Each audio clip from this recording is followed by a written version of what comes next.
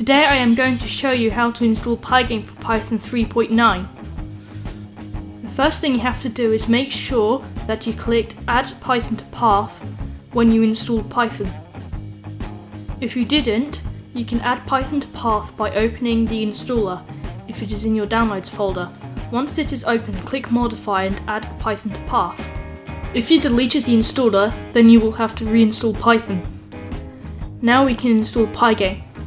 First go to command prompt by opening the search and typing cmd.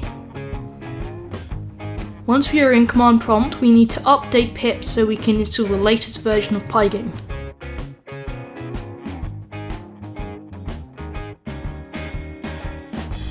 After that, we need to install pygame, so type pip install pygame.